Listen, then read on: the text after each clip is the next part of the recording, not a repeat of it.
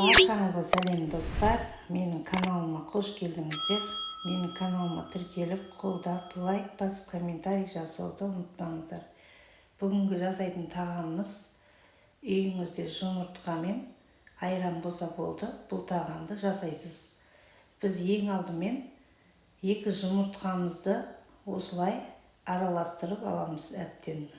Сосын артынан тұз саламыз және де шекер саламыз. Тағы араластырамыз.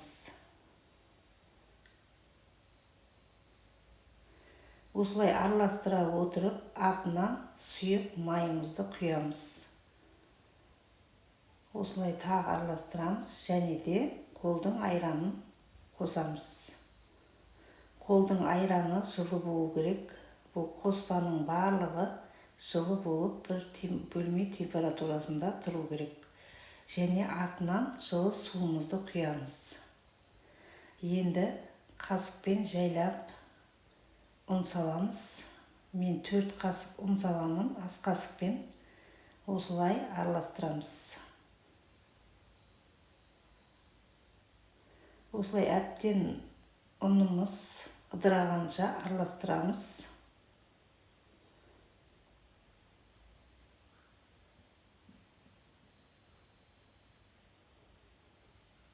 Енді достар, бұл құрамына біз көк шөптер қосамыз. Көк шөппен жұмыртқаны, 2 жұмыртқаны пісіріп қосамыз.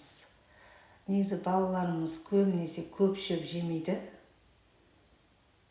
Сосын осы оладиға қосып, құрамына араластырып пісіріп беремін. Осылай мендегі көк шөп, көк пияз, укроп және кинзаны араластырамыз үшеуін.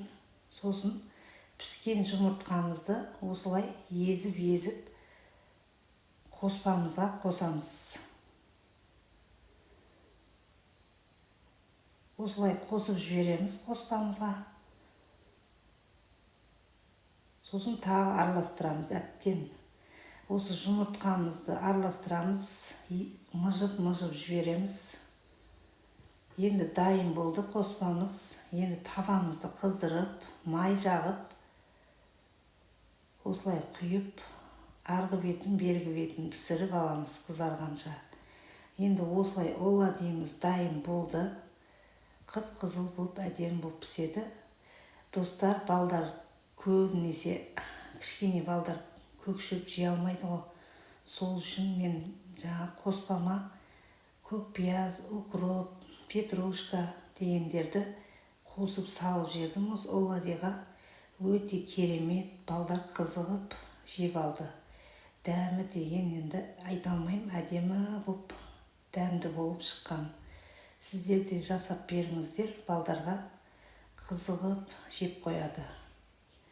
Енді өте керемет, дәмді болып шыққан. Осылай сіздер де жасап көріңіздер. Құрамын описание бөліміне жазып кетемін. Өте керемет шыққан. Достар, менің каналыма тіркеліп, подписать етіп, қолдап кетіңіздер.